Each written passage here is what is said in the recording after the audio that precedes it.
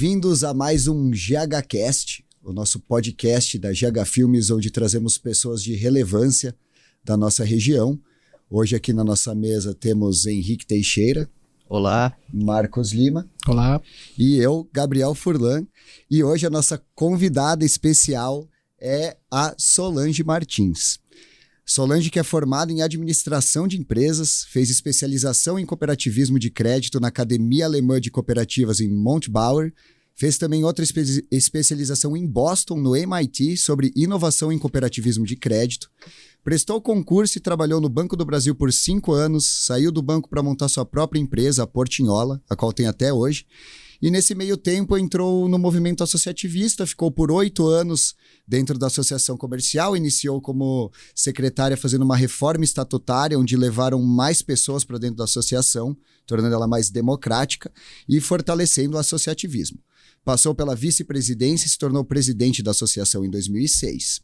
Dentro do Cicobi, ela assumiu a diretoria administrativa financeira, na época da implementação da governança na cooperativa. Há 8 anos e meio assumiu a presidência, atualmente conselheira de administração da Central, que fica em Maringá, Cicobi Central Unicob, e também ocupa o cargo de conselheira de administração no Sescop PR. Muito bem-vinda, Solange. Boa tarde, boa tarde. Papel aceita tudo, né? Meu Deus do céu, eu cheguei a suar aqui. Currículo de peso, né? Você resumiu a minha vida aí, né? A minha vida profissional. Só esqueceu de falar que eu iniciei a minha vida profissional na Frigobras, antiga Sadia, hoje atual BRF. Uma empresa que me deu todo o conhecimento empresarial, né? Até então eu não, 18 anos, não conhecia nada do movimento empresarial e tive a grata satisfação de começar numa grande empresa e com pessoas, com chefes, com lideranças muito boas. Acho que foi um grande aprendizado na minha vida. Show de bola. Então, Solange, vamos começar o nosso papo aqui, né? Tem essa extensa carreira, tem todo esse início e a gente percebe que você vinha em cargos executivos. Em determinado momento você resolveu empreender, né? Como que foi isso? O que aconteceu? Quais foram os gatilhos? Em que momento, né, você estava lá concursada, com uma estabilidade e você resolveu partir para outros lados? Olha, é uma história interessante, Gabriel, porque eu jamais pensaria em trabalhar no Banco do Brasil. Eu estava muito feliz no meu trabalho na Frigobras. Eu iniciei como secretária da diretoria e galguei alguns cargos. Trabalhei nos últimos anos como analista de cargos e salários, implantando o programa de cargos e salários na Sadia, no Brasil todo, na época, não era só aqui, a Sadia não tinha ainda esse modelo. E por 82, início de 82, a minha mãe adoeceu. Eu morei pouco tempo com a minha mãe, até os 9 anos, depois ela foi para um lado, eu fui para o outro, e por força de trabalho dela e para os meus estudos, né? E ela havia vindo morar em Toledo havia 1 ano somente, e eu estava curtindo a família, né? E nesse período a minha mãe adoeceu, teve um câncer, precisou ser tratada em Curitiba. Em 82, câncer era algo que não tinha volta, né, para a grande maioria das pessoas, e eu fiquei muito abalada com essa doença dela. Eu me ausentei, né, consegui uma licença na Sadia e fui ficar cuidando dela em Curitiba, onde ela estava fazendo tratamento. Nesse período, estávamos na casa de uma tia minha, onde a gente ficava entre as sessões de quimio e radioterapia. E uma prima minha chegou falando para a mãe dela, minha tia, que havia feito inscrição para o concurso do Banco do Brasil. E minha mãe, a gente estava junto, minha mãe ficou eufórica. Minha filha, o olhinho dela brilhou. Minha filha, olha que oportunidade para você, Banco do Brasil e tal. Tá bem, mãe, tá bem, vou fazer o concurso. Fiz para agradá-la, né? Fiz a inscrição para agradá-la e acabei passando. E aí, quando eu passei, ela ficou feliz demais. Veio o resultado, acho que no comecinho de novembro, e ela faleceu no dia de ação de graças, no dia 18 de novembro ela faleceu, mas quando ela morreu, ela sabia que eu tinha passado, não sabia se eu ia assumir ou não, mas na cabeça dela, sim. E aí, nesse tempo também, eu estava noiva, já prestes a casar, E também numa conversa com o José Carlos, meu marido, né, a gente entendeu que seria bom a gente não trabalhar no mesmo local. Né? Não trabalhar porque chega em casa, um tem um assunto, outro tem outro, e a gente, lá na frente, a gente ia competir em alguma coisa e não ia ser legal. Né? A gente já antevia alguma coisa nesse sentido. E aí eu acabei indo para pedi meu desligamento e fui para o Banco do Brasil. Mas já no primeiro semestre eu já vi que aquilo não era para mim. Eu saí de um cargo onde eu tinha total liberdade, eu assumia, na época eu era diretora também da AIR Sadia, dos eventos sociais, eu gosto de lugar que tem gente, né? É mais o meu perfil. E lá no banco eu estava fazendo um trabalho burocrático, né? Eu tinha uns livros azuis, chamava SIC, circulares internas, e a gente não podia fazer nada que estivesse em desacordo com aquilo. Logicamente, era todo um trâmite a seguir, Quadradão. Tem que ser assim, né? Mas era um trabalho extremamente burocrático, extremamente fechado, e eu já de cara percebi que eu não era não era para mim. Mas fui levando por um período, casamos, aí veio a primeira filha. Aí quando chegou a primeira filha, eu tive certeza que eu não queria ficar longe dela, ou já tinha possibilidade, já estava com sociedade com a minha irmã na Portinhola, e sabia que eu poderia levar uma vida mais prazerosa, não porque o salário era muito bom. Aliás, quando eu entrei no Banco do Brasil, entrei ganhando até menos na época do que eu ganhava na Sadia, mas eu achava que eu não merecia aquele salário, porque eu trabalhava 6 horas e não fazia nada, só fazia qualquer coisa que um boy pode fazer. Então, eu achava até injusto o meu salário. Entendi. E sendo que a gente trabalhava na Sadia até os sábados, né? Era uma época que muito pegava. Isso em Toledo, mesmo. você prestou o concurso Toledo. E já assumiu em Toledo. Eu acabei assumindo somente no ano seguinte, em janeiro, fevereiro, por causa do luto da minha mãe e tal, né? Sim. Eu fui a última, pedi para ser a última a ser chamada, né? Porque eu não sabia também, né? Foi um período para decisão. Mas é interessante porque a gente... intuitivamente, hoje eu acho, nunca me arrependi da decisão, acho que foi a decisão correta, porque eu fui mais feliz nessa trajetória.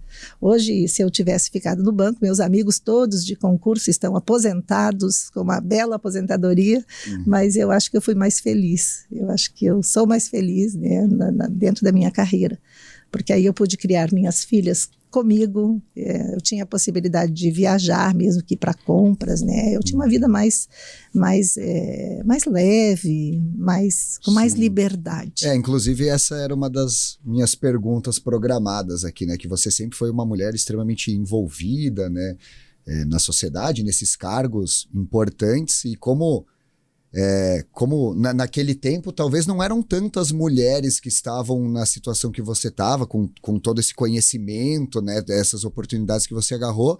E como foi conciliar isso com 2 filhas, né? No começo, você acha que teve algumas dificuldades, ou para você já foi fazendo escolhas que te levavam a tocar isso de forma mais tranquila? Tudo aconteceu naturalmente, porque como eu não estava com trabalho com hora marcada, eu não precisava cumprir horário dentro da minha função na loja, eu acabava levando elas comigo, deixava em casa, mas elas foram criadas junto comigo, né, da mesma, né, eu ia para a loja, levava elas, tinha até uma geladeira lá para colocar mamadeira, carrinho lá atrás, dormia.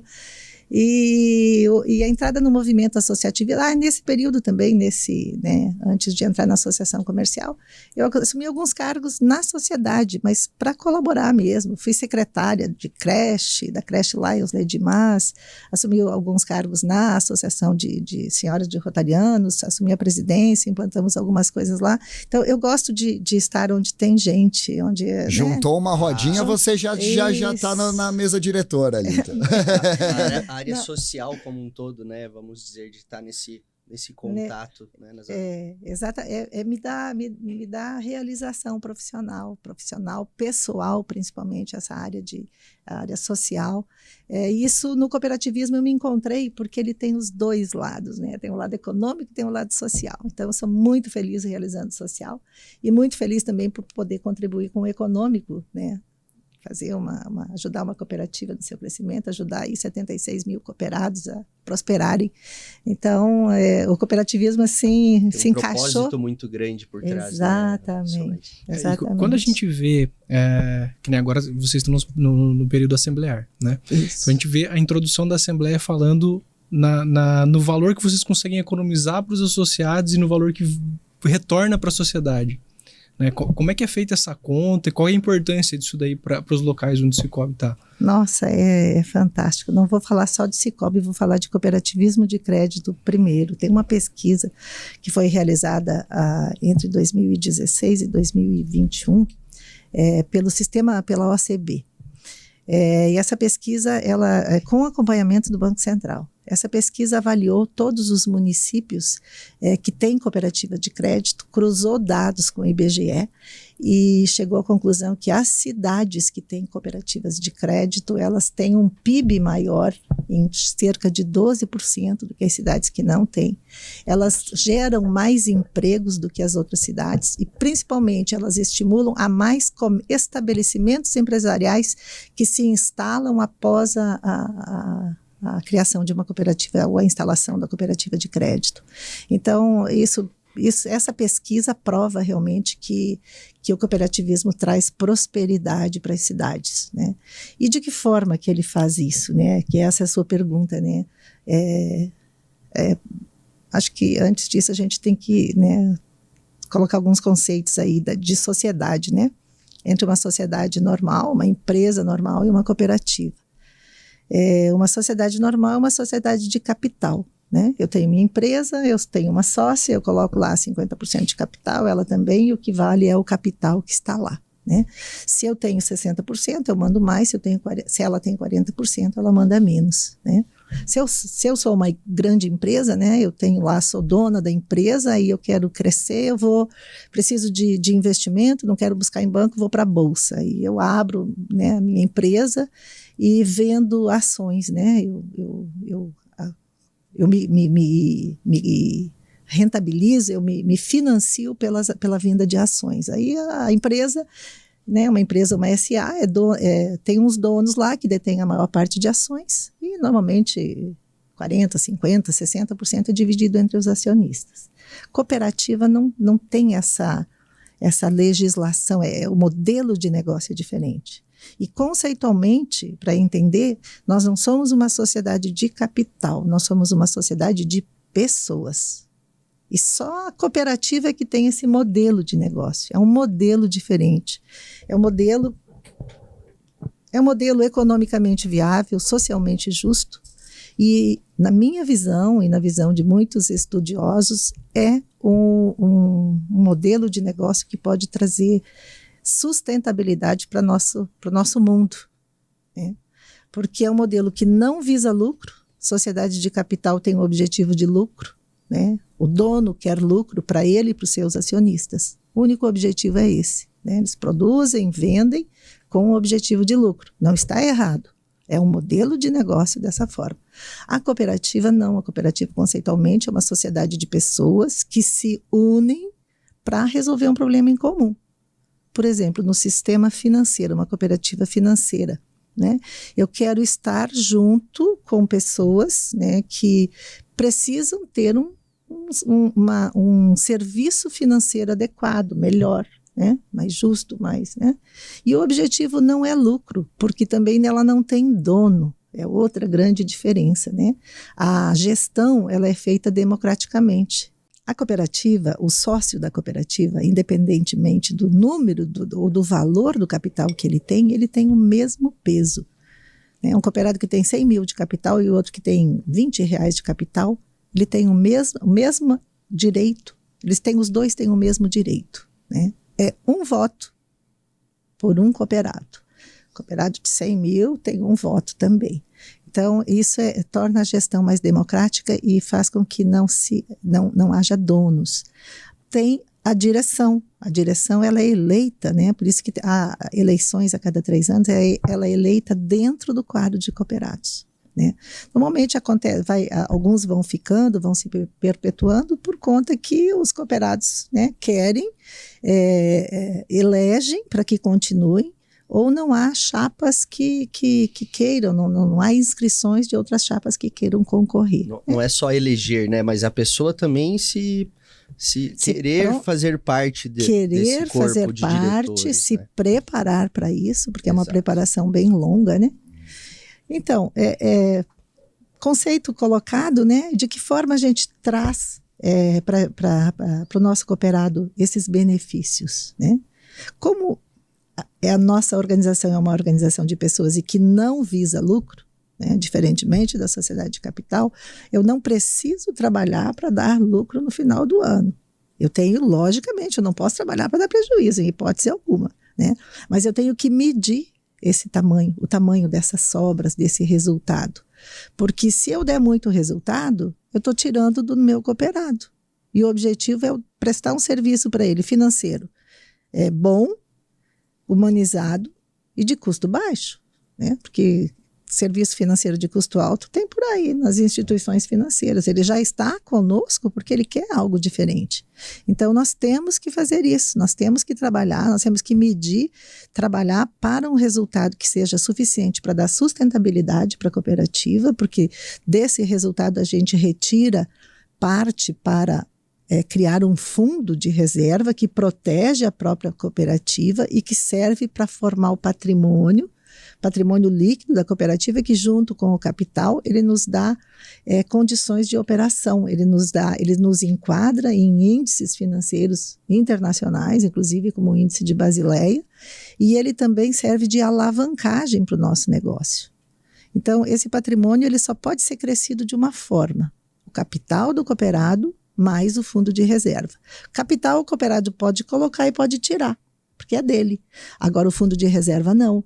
E eu só alimento o fundo de reserva com parte do meu resultado. Então por isso que a gente tem que produzir certo resultado. Mas tem que ser uma equação bem medida para a gente não tirar demais do cooperado e a gente continuar nessa crescente, continuar desenvolvendo. E para os leigos, Solange, como que funciona assim, né? Para o pessoal que não entende muito bem a diferença de cooperativa de crédito e banco, esse pessoal que, por exemplo, vai pleitear um cargo, existe um treinamento, qualquer um pode se candidatar, né, para presidir uma cooperativa de crédito ou para fazer parte do conselho? Pode, e a gente está divulgando isso nas assembleias agora, porque o ano que vem haverão eleições para o novo conselho. No nosso caso, quem elege o conselho são os delegados. Então, nós teremos no final deste ano eleição para delegados. E o delegado é o representante dos cooperados na assembleia. Porém, o nosso delegado, ele realmente representa os cooperados. Por isso que a gente realiza tantas pré-assembleias. Porque a gente chega na pré-assembleia, a gente chama os delegados, os representantes daquela agência, sobe lá em cima com a gente. E ele vai estar lá, a gente faz as perguntas, a gente põe em votação os itens da assembleia, e ele está lá olhando o que os representados dele pensam para ele, no dia da assembleia, da AGO mesmo, ele lá expressar o voto de acordo com os seus representados. E normalmente esse pessoal que se candidata, eles já têm uma experiência com o mercado financeiro? Ou não, para delegados não. E aí que eu ia responder a sua pergunta. Então, começa para uma pessoa querer ser um dirigente, na nossa cooperativa nós temos isso como regra, ela começa pela participação do cargo de delegado. Legal. Eleito delegado, a gente tem toda uma série de treinamentos para dar para esse delegado. Ele precisa entender de balanço, ou ter noções de balanço, não precisa ser um contador, mas ele precisa entender, porque ele vai aprovar as contas da cooperativa, ele precisa entender o que ele está aprovando. Então ele tem aula primeiro de educação cooperativista, de mercado, de balanço, e ele passa a participar mais ativamente. A gente faz reuniões periódicas com eles para colocá-los a par disso. Então, daí nós temos um programa que chama Jornada do Cooperado.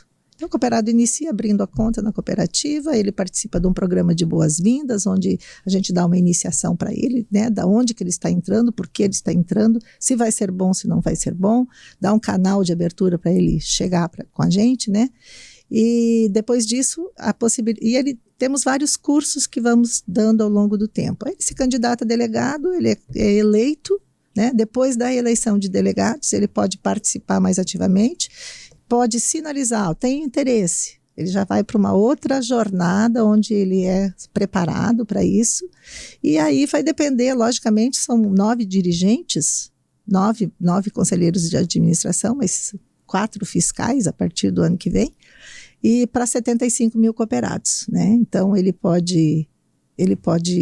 se eu fosse uma delegada hoje, eu ia participar ativamente da cooperativa, né? Ia me colocar à disposição para fazer o que fosse preciso para os dirigentes atuais perceberem, né, que ele realmente, né, que ele quer fazer alguma coisa, tem que potencial, tem interesse, tem vocação, né?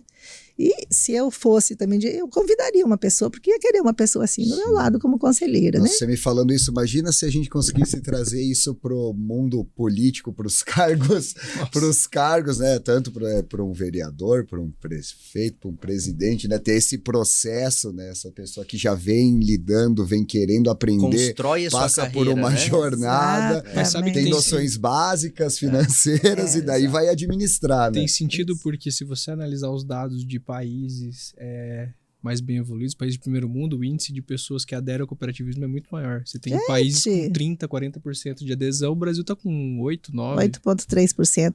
Os Estados Unidos têm 58,8%. É quase 60% do povo americano é cooperado. Caramba. Olha. Cooperativas de crédito. De crédito. De crédito, somente 58,8% nos Estados Unidos. É o país que tem a maior penetração, né? Aí a solução. Em termos de... Né, Canadá tem 42%. É muito grande. E a gente tem outro fator, né? A gente consegue imaginar essa crescente para o futuro, né? Porque a gente sempre, quando olha para um país de primeiro mundo, a gente lembra que a gente está caminhando alguns... Que a gente está indo para lá. Então, olha essa carreira dessa linha do cooperativismo que o Brasil ainda tem a percorrer, né? Nós e o estamos quanto isso vai agregar. Exatamente. Né? Porque até você colocou muito essa parte da humanização, né? Antes. Isso. É maravilhoso. A gente mesmo, como empresa aqui, a gente sentiu muito essa diferença quando a gente entrou, né, para uma cooperativa de crédito, vamos dizer. E você agora também colocou essa parte da humanização como uma pessoa se tornar um delegado, que ele vai ter capacitação, que ele tenha participação, ele não precisa ter uma profissionalização já. Ele tem abertura a todos, né? Vai crescer então, junto. essa é a gestão democrática mesmo, né? Que é a essência do cooperativismo. Exatamente. Legal. Nossa, muito legal. E além, se porventura uma pessoa quer ser e não foi convidada, ela pode se juntar com outras pessoas que também querem ser e colocar seus nomes à disposição. Vai para uma assembleia, a assembleia que decide. Quem decide, na realidade, é o cooperado. Decide legal. Pelos rumos. A gente falou em expansão. Perdão, Marco. Por isso a importância da Assembleia, né? Exatamente. Aí que vem o ponto. A gente criou alguns mecanismos para trazer os cooperados para a Assembleia, porque a grande maioria chega até a cooperativa porque alguém falou para ela que é bom, porque lá é bem atendido, mas ela não tem noção muito no que ela está entrando, sabe? Então tem um dado que a gente mostra e que acho que foi a sua primeira pergunta, que eu acabei não terminando, fiquei no conceito.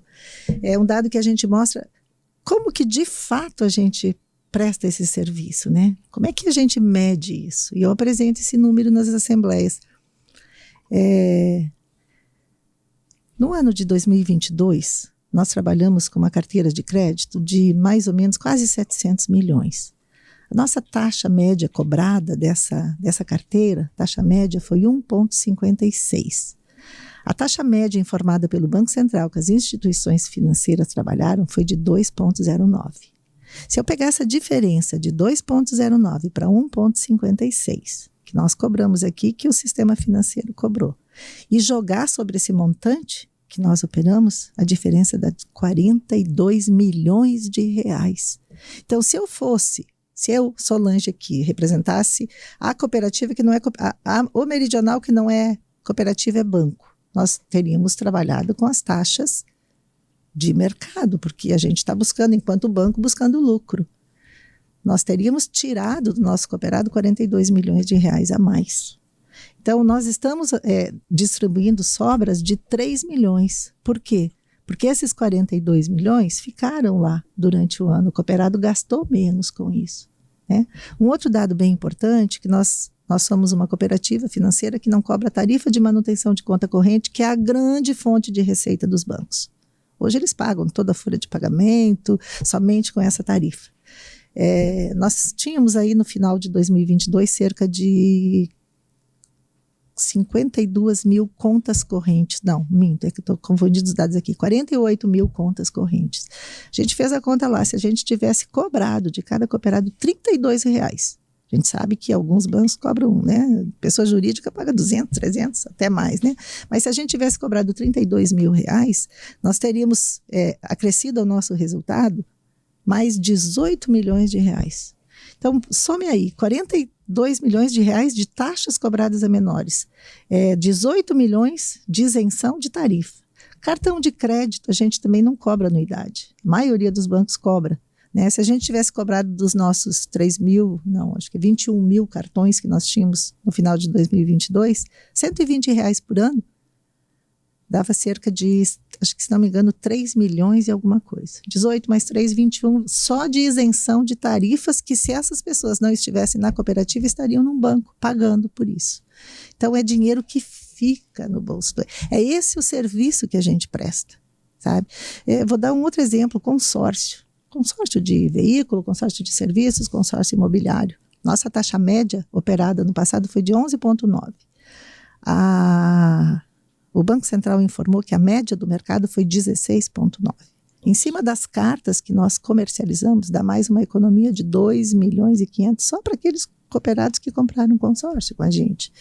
Né? Compraram consórcio. Por que a gente vende o consórcio? A gente não vende porque a gente quer ter lucro, a gente vende porque os cooperados, a população em geral gosta de, tem algumas que têm perfil de consórcio como economia, como possibilidade de comprar o seu bem. Então nós temos que oferecer esse serviço para o cooperado, porque nós vamos oferecer ele de forma melhor do que o banco vai oferecer, do que a empresa vai oferecer.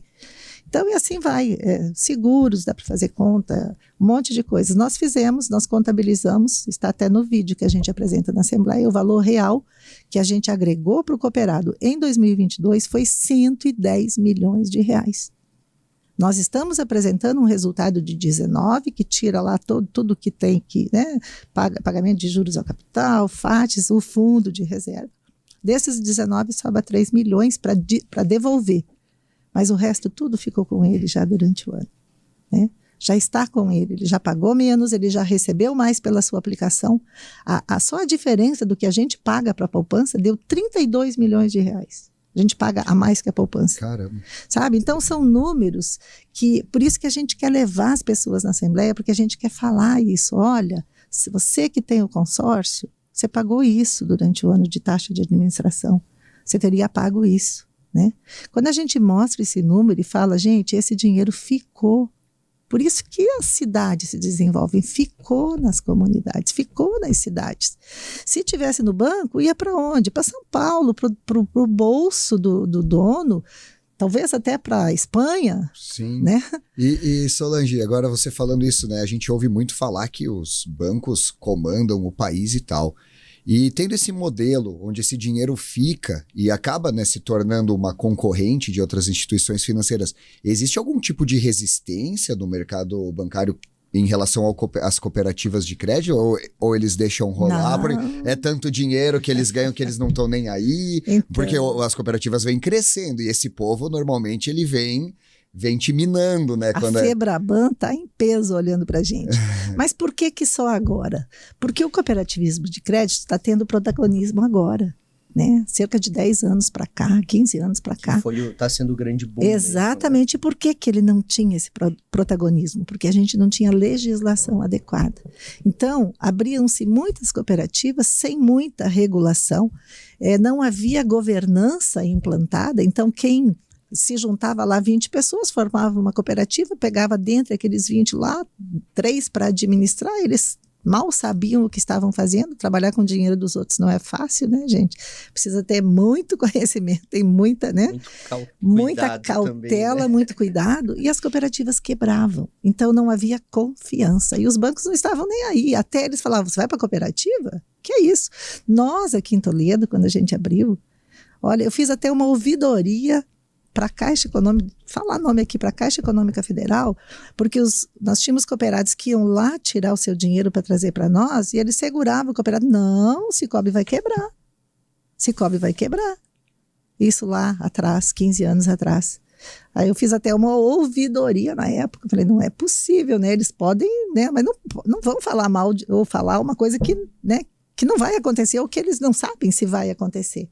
Então, até então, o cooperativismo ele não tinha esse protagonismo tanto. Ele existe no Brasil desde 1900, lá, a cooperativa de Nova Petrópolis, foi a primeira que veio trazida por um alemão, mas ele era pequeno, eles não tinham, trabalhava só entre a comunidade, normalmente rural, porque o vizinho conhecia outro vizinho, confiava no vizinho, né? Era assim que funcionava. O que aconteceu a partir da legislação que apareceu lá em 92, se não me engano? Começou a ter teve uma legislação própria que definia o que podia, o que não podia fazer, e o Banco Central entrou na jogada. O Banco Central entrou na jogada. Pô, é dinheiro dos outros, você tem que entrar aqui, né? O Banco Central entrando, o Conselho Monetário Nacional, na sequência, emitiu uma legislação própria para o cooperativismo de crédito, porque nós tínhamos a 5746, que é uma lei para o cooperativismo como um todo, produção, saúde, né? Aí apartou, fez uma lei complementar para nós, e a partir dessa lei complementar, aí que a gente começou a crescer. Essa lei complementar é de 2009. Nós tivemos o ano passado a lei 196, que veio modernizar essa de 2009. Então, olha só como é recente, né, essa profissionalização do cooperativismo de crédito. Com isso, o Banco Central falou, tá bem, regulei, tá tudo aqui, mas agora eu quero que vocês se profissionalizem. E o que ele fez? Ele implantou a governança cooperativa. Foi aí que deu credibilidade, porque obrigou hoje para alguém assumir um cargo numa cooperativa, um cargo de direção executiva, que é o cargo dos nossos diretores lá, superintendente, diretor de comercial, e para assumir o conselho de administração também, a gente presta uma prova na Fundação Getúlio Vargas. É uma coisa muito séria, nós temos que o nosso currículo todo vai para o Banco Central.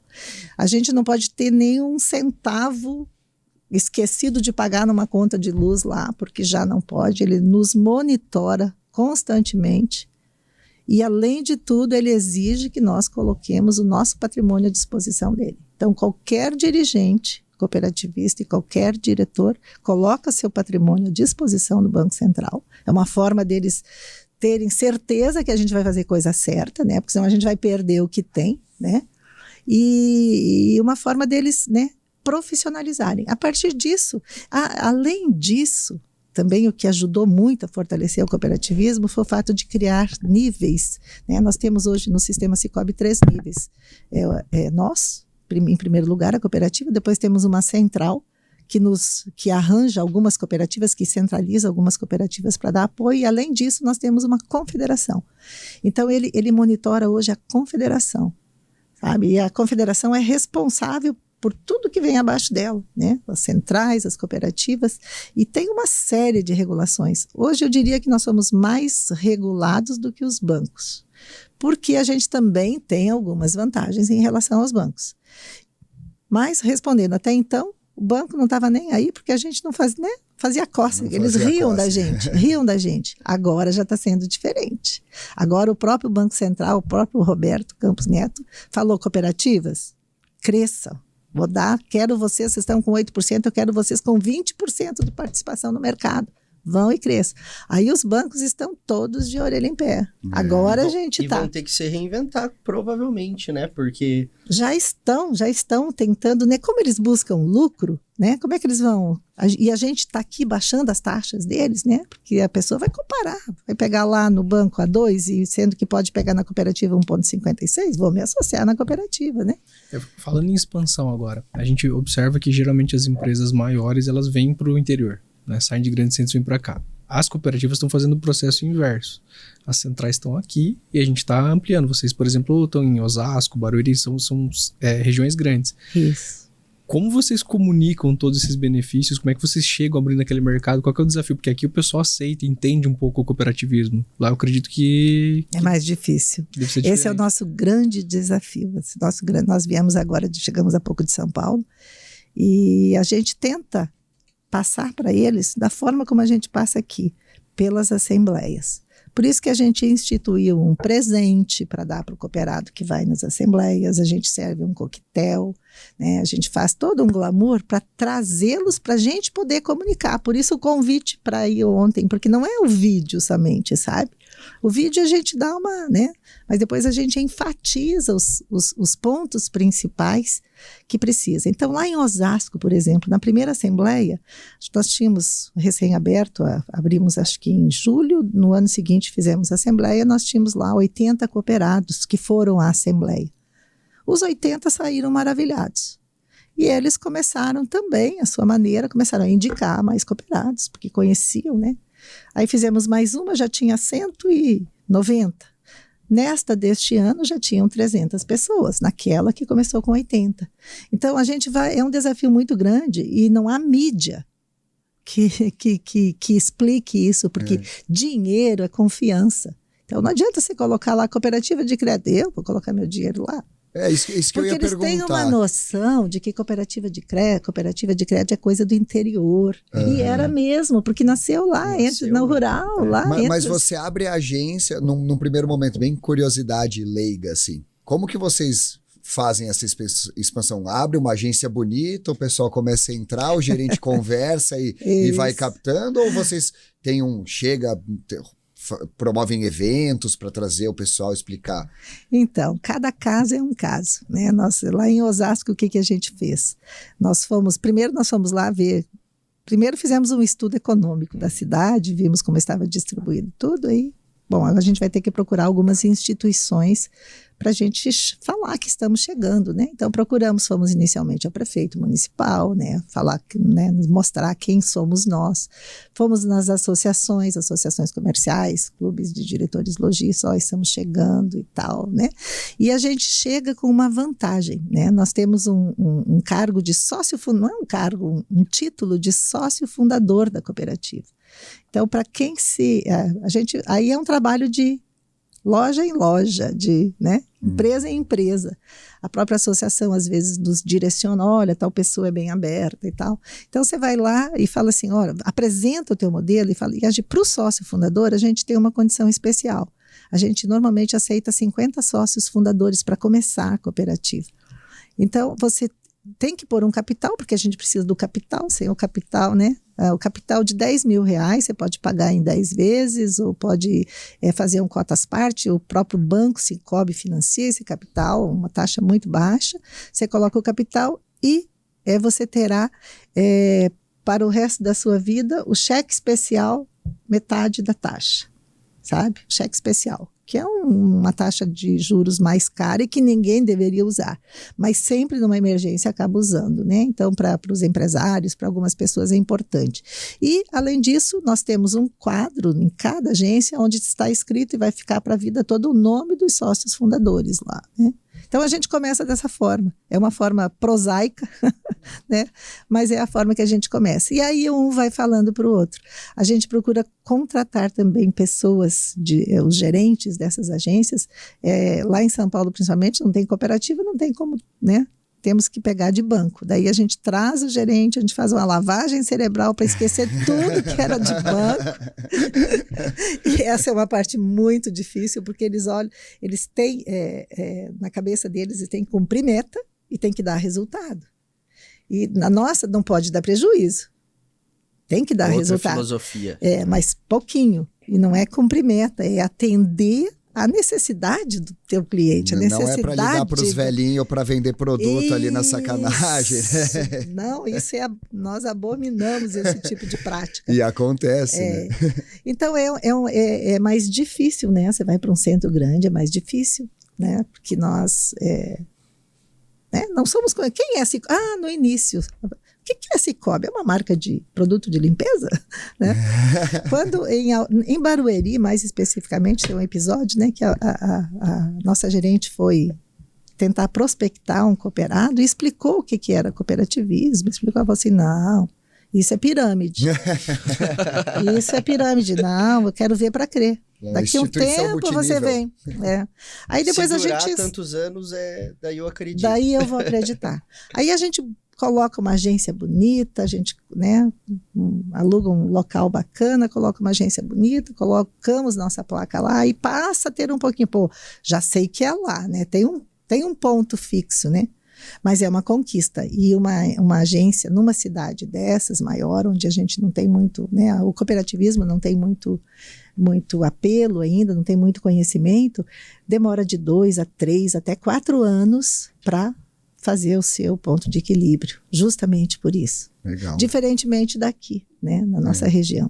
E como que está funcionando essa expansão agora aqui do Meridional? Como que está a área de atuação? Porque a gente sabe, né, você falou, tem meio que a federação, daí tem Maringá, outra central, e depois tem, como que você chama essa, por exemplo... Singulares. As singulares. Isso. Como é que a nossa singular aqui de Toledo, até onde ela vai. E quem que determina isso. qual a tua área de atuação? Isso é importante também.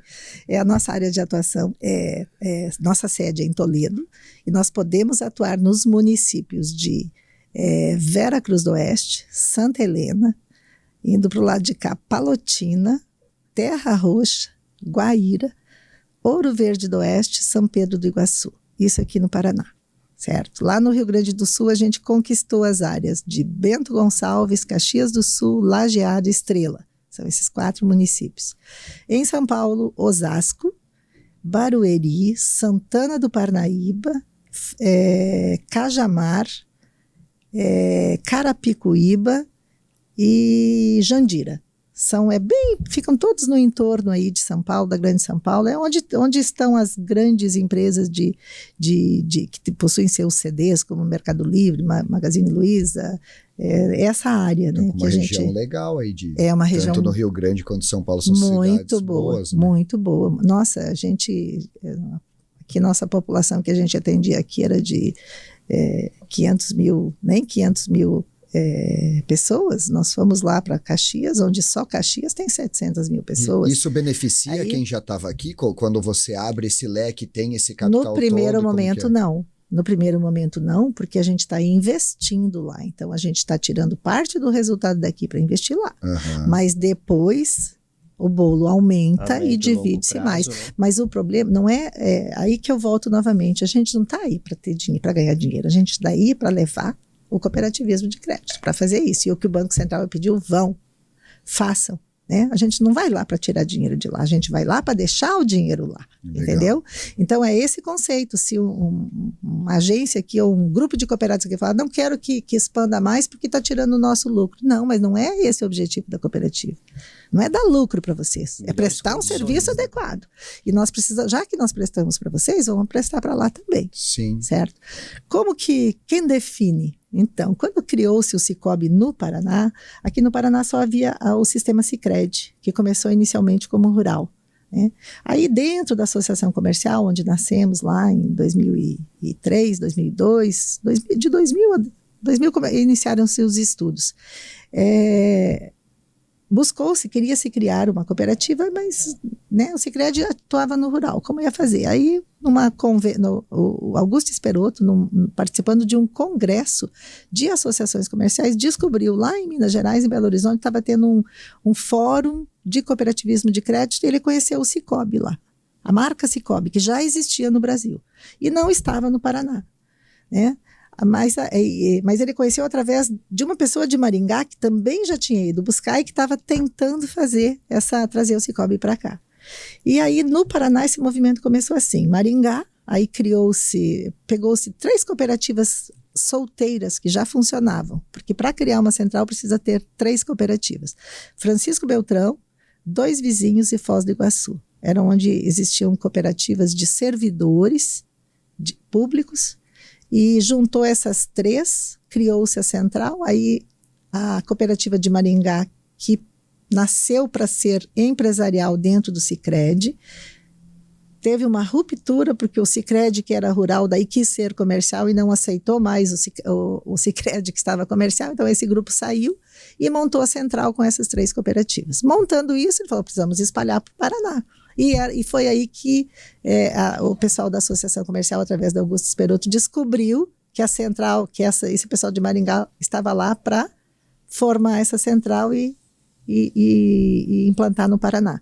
E aí começou esse movimento, né? O pessoal através de Maringá, Toledo quer fazer uma cooperativa? Quer. Toledo quer. Cascavel quer. Cascavel tinha uma lá de informática, vamos transformar também.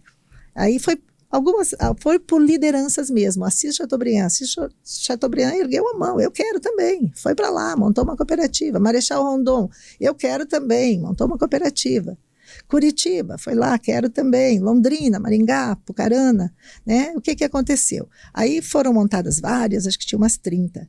Depois começou depois, né, diz que o andar da carruagem faz as abóboras se assentarem, né? Aí começou algumas cooperativas, isso foi lá atrás, né, em 2000 antes da governança, né? Algumas cooperativas passaram por problemas, aí as outras foram lá e incorporaram. Por isso hoje, por exemplo, a cooperativa de Maringá tem uma região muito grande, porque ela incorporou a Campo Mourão, que tinha e que não deu certo, então ela ficou com a área de Campo Mourão. Depois pegou Paranavaí também, que não deu muito certo, ela pegou toda a área de Paranavaí, e assim foram dividindo, foi se montando as cooperativas. Aqui em Toledo, como é que foi? Tem um outro porém. A legislação até então, lá naquela época, só permitia que as cooperativas fossem fundadas dentro do mesmo segmento. Então, se era cooperativa de produção, era produção de soja, só poderiam se associar aos produtores de soja. De crédito, se fosse de funcionários da Sadia, como tinha, podia. Se fosse de funcionários do Walmart, poderia. Né? E para montar uma dentro da associação comercial, como é que faria? Porque tinha que pegar um segmento só, e a associação comercial tem indústria, tem serviço, tem, né? Então chegou-se à conclusão de fazer montar uma cooperativa de empresários de confecções de Toledo.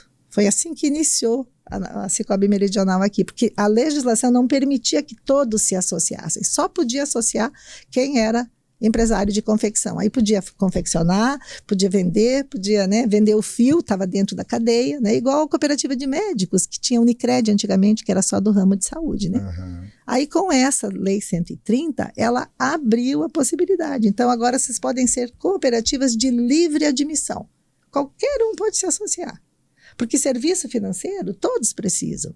É diferente de uma Coamo que trabalha com soja, praticamente, né? Uhum. Toda a cadeia de soja está com ela. Mas nós vendemos produtos que toda pessoa física, pessoa jurídica, né? Qualquer, né? Precisa do... Então, né?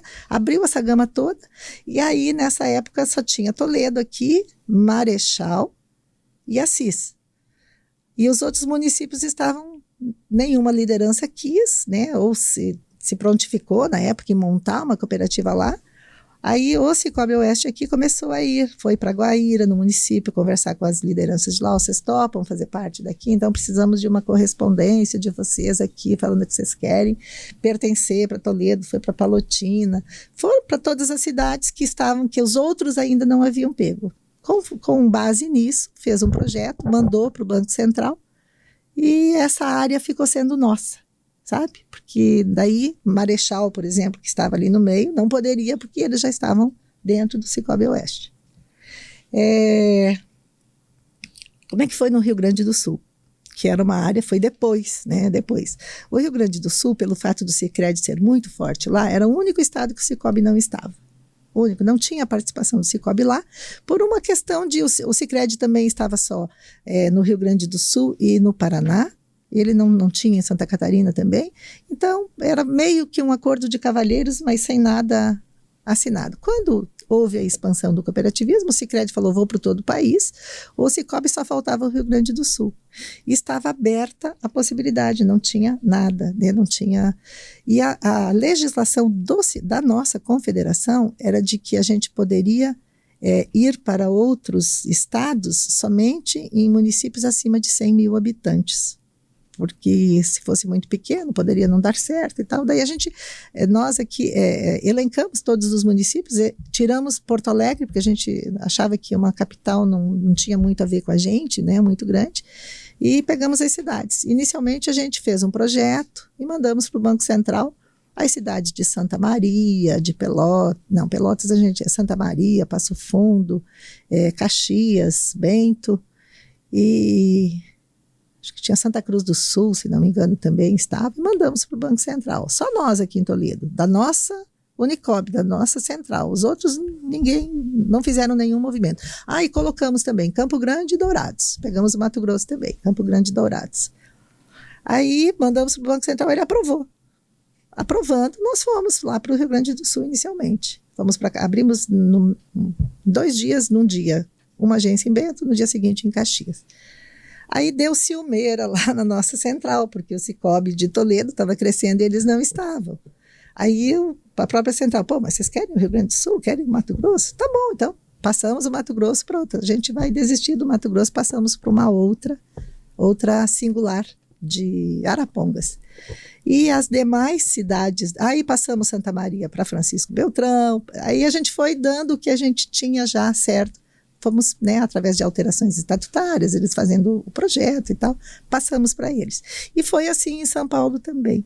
São Paulo, apesar de ter 3 centrais do Cicobi, o Cicobi ele não é nada representativo lá. E tem 3 centrais do Cicobi.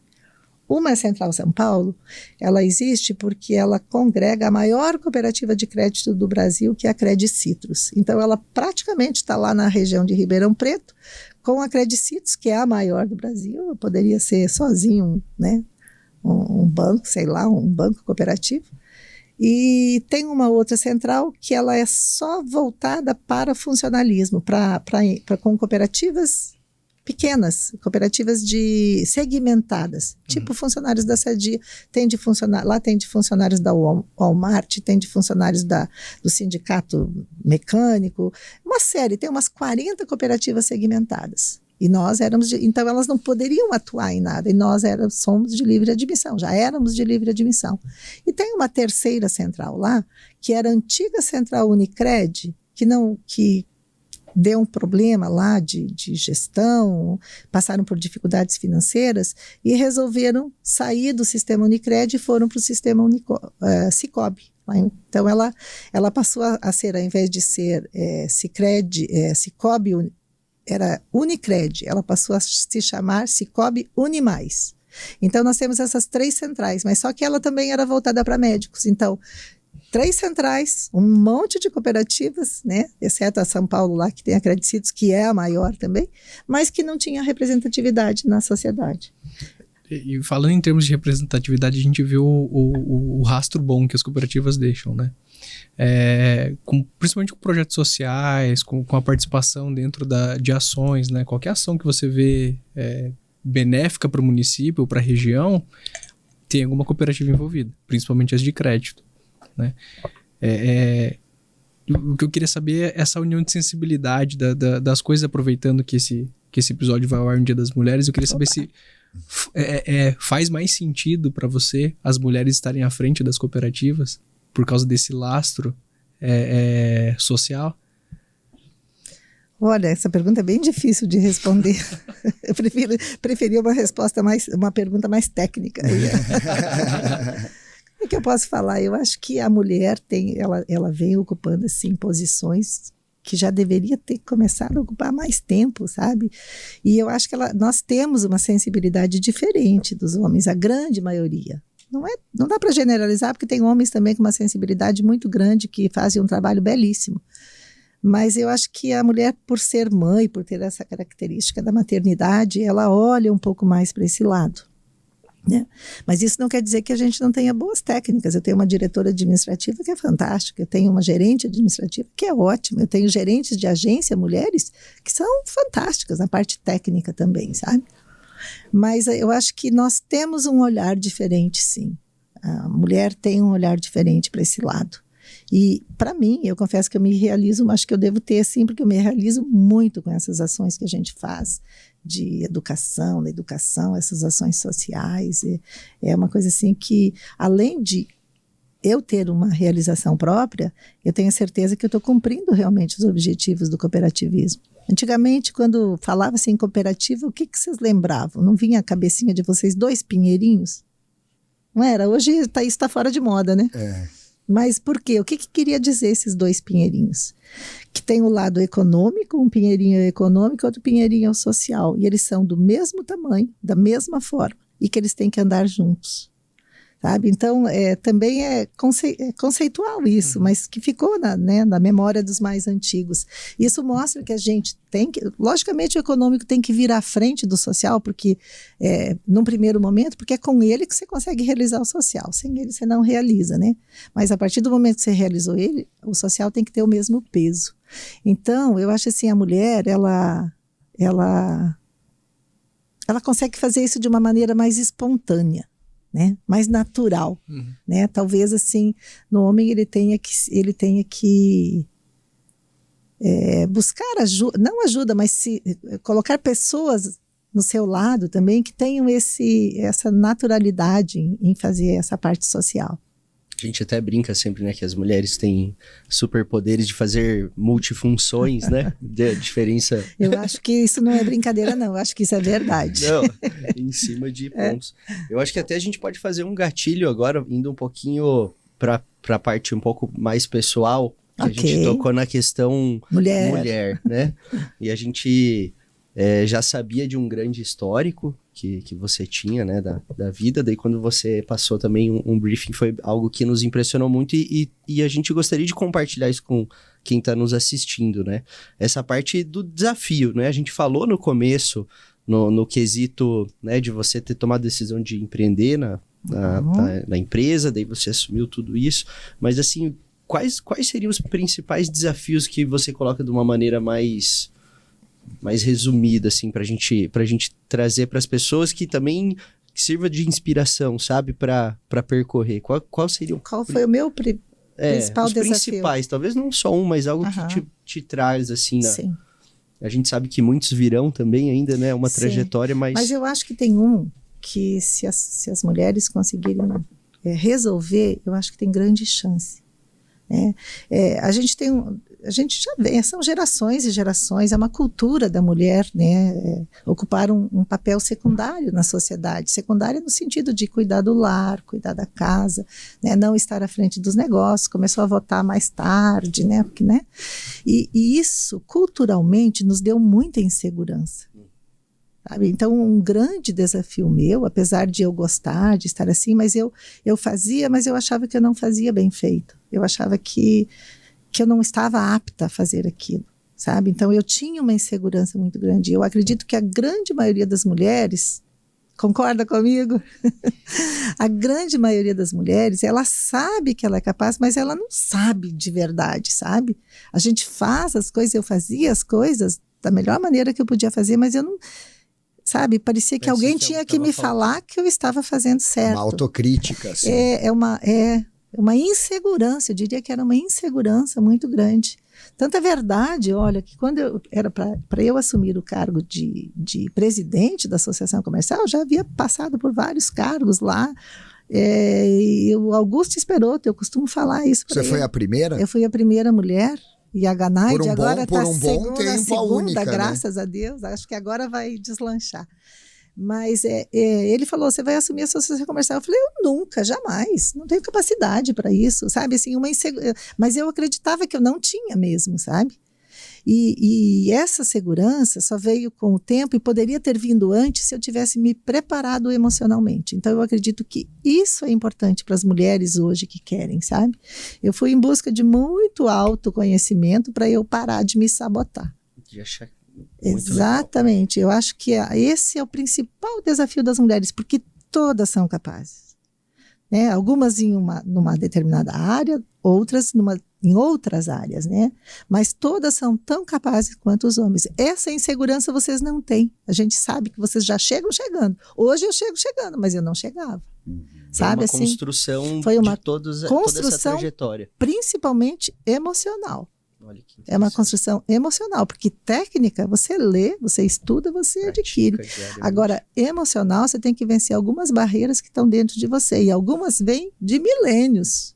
Né, das minhas avós, das tataravós, né, e eu acho que isso, a partir do momento que outras mulheres veem, algumas mulheres que chegam lá, começam a falar assim, pô, mas chegou, eu também posso chegar. A gente começa a inspirar outras mulheres, né?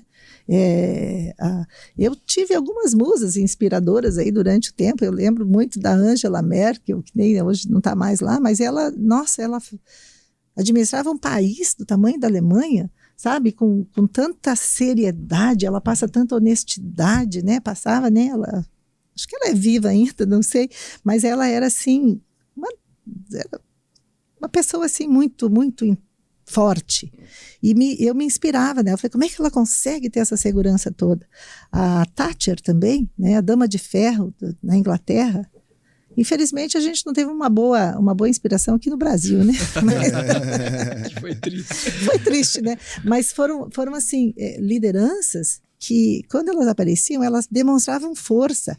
E é isso, acho que daí, quando elas demonstravam essa força, eu me fazia mais pequena ainda, porque como é que ela consegue ter essa força toda? Sabe? Então, por isso que eu acho autoconhecimento, e a gente demora por aí, tem que ir em busca, porque a gente não faz sozinho. Isso que você buscou né? cursos, viajou, foi, não é também, né, só querer, tem que executar ao mesmo tempo. Com certeza. Isso daí traz a autoconfiança também. Confiança, né? Buscar muita coisa, estudar muita parte emocional, buscar me conhecer, fiz terapias holísticas, acredito em todas, eu acho que todas, assim, são importantes, né? Fiz alguns cursos, assim, muito interessantes que me fizeram desabrochar para a segurança.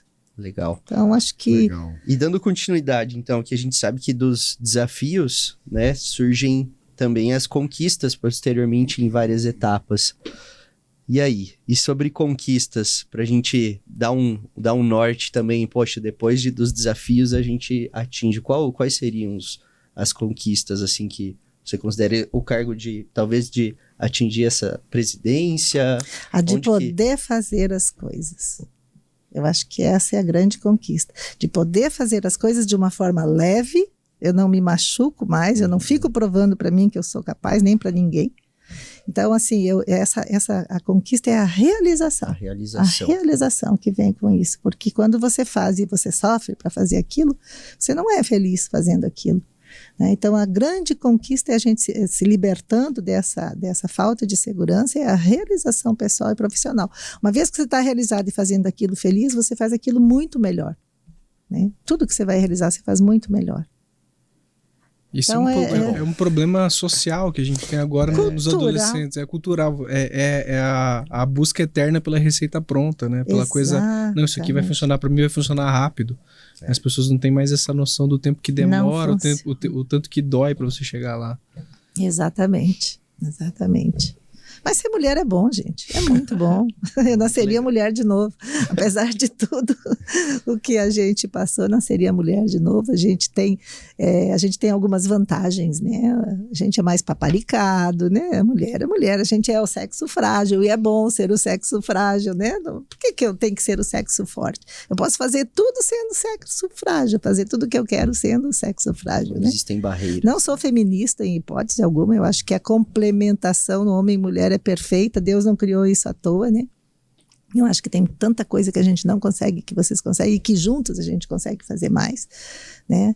É só a gente ocupar mais o espaço. E outra coisa que eu acho interessante é um recado para as mulheres, que é uma percepção minha. Posso estar falando, não quero falar mal de homem aqui não, mas é uma percepção minha. Eu sinto cada vez mais, não é que o homem discrimina a mulher, o homem tem medo da mulher. Sabe? Um medo, assim, um receio de que... vocês não têm nenhuma mulher aqui que ocupa o mesmo cargo que vocês. Mas, assim, se tivesse, o que eu sinto é onde tem essas mulheres, é que quando as mulheres se posicionam, o homem fica assim, sabe? Rapaz. Eu tenho um pouco de medo da minha mulher, na verdade. É medo do sentido profissional, sabe? Assim, porque... tem mulheres que se sobressaem muito e tem homens que se sobressaem muito. E quando você está num grupo de homens, nem todos se sobressaem, né? Nem todos têm a mesma capacidade. Então, aqueles que não têm muito, quando vê uma mulher, eles discriminam. Às vezes não é porque é mulher, é porque sabe que pode perder o seu espaço.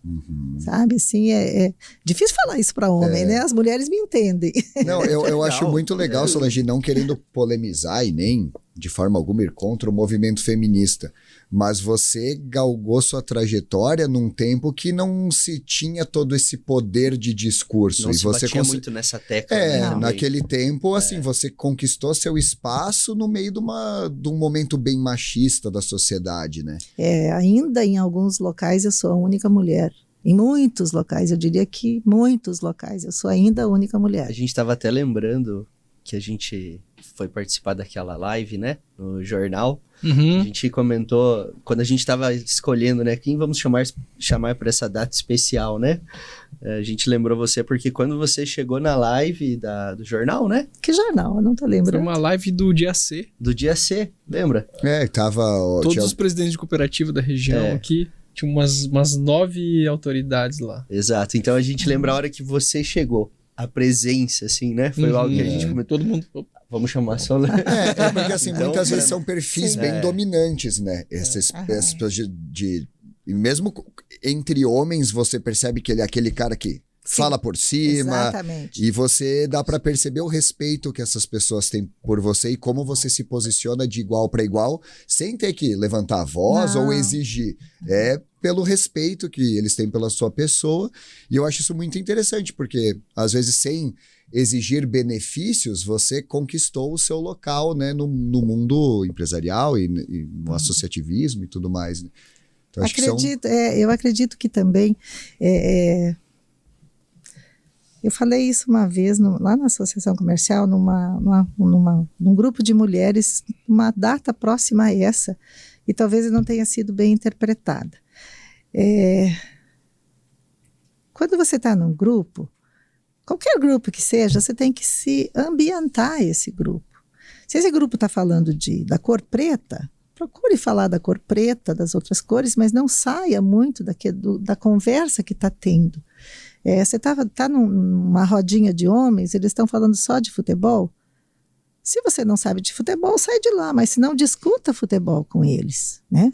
Agora, se você entra num grupo de homens que gostam de falar de futebol, aí entra mais uma mulher, vocês começam a falar do esmalte da unha, você não vai ser respeitado, sabe? Então, acho que a gente também tem que entender onde que a gente está.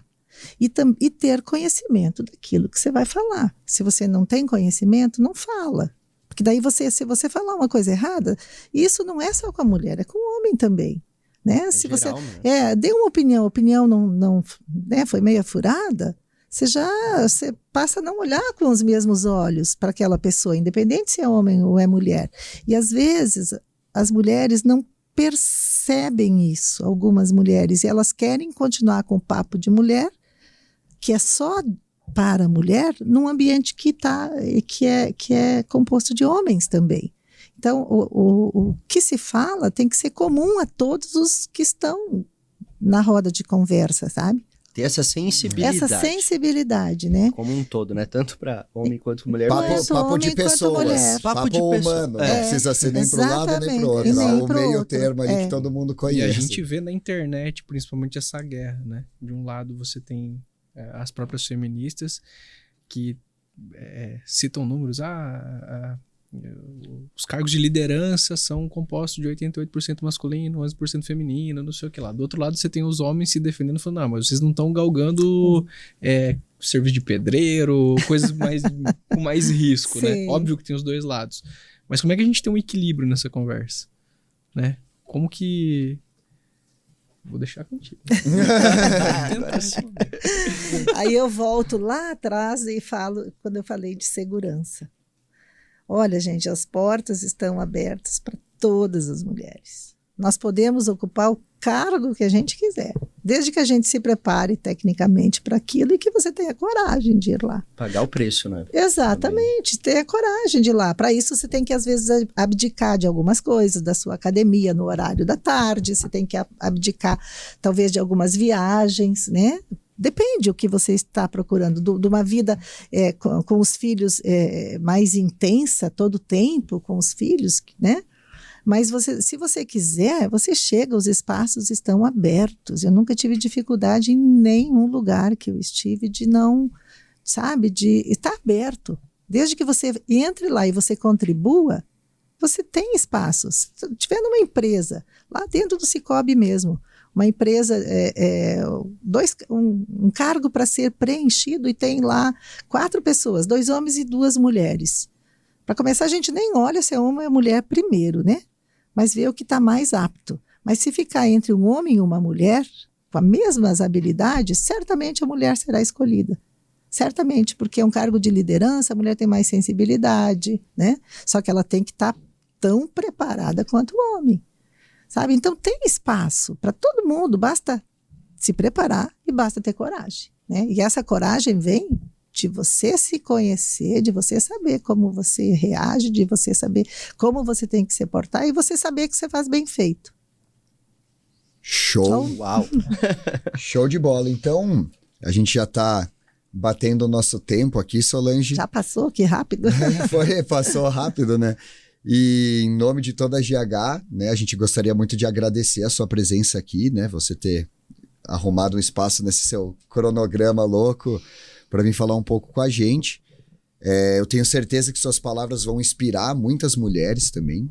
E eu gostaria de pedir uma última palavra aí pelo Dia da Mulher, se você tem um recado para a mulherada ou até mesmo no geral para quem, né, te vê como uma referência e, né, o que as pessoas podem fazer para chegar onde você chegou. Um recado final aí para a gente fechar o programa. Bacana, bacana. Às vezes algumas pessoas me falam, né? Poxa, você tá tão distante, parece. Eu não tô distante, não. Eu sou igual a todo mundo. Eu chego em casa, eu lavo louça, eu cozinho, eu gosto de pôr a minha mão na terra lá para plantar minha alface, né? Cuido dos meus gatos, né? Eu sou uma pessoa comum como todas, né? E todas podem chegar a ocupar cargos, né? Tá aberto, gente. A gente não precisa deixar de ser a gente para a gente fazer as coisas, né? Você pode continuar sendo mulher, lá fazendo comidinha para o marido, como eu faço, como ele faz para mim também. Você pode limpar a sua casa, mas tire um tempinho para se preparar, para ler um livro, né? Para ter um conhecimento técnico de alguma coisa. Pega o que você gosta, né? Você gosta do assunto astronomia? Estude profundamente a astronomia. Certamente você vai achar uma brecha para você, né, fazer alguma coisa nesse lado. Então, aproveite as oportunidades, né? Não deixe de ser você, mas procure se conhecer emocionalmente, se preparar intelectualmente, e está tudo aberto, gente. Viva a mulher, né? Viva nós! Viva a mulher! Viva nós! Então, com essas palavras, fechamos mais um GHCast. Até a próxima, pessoal.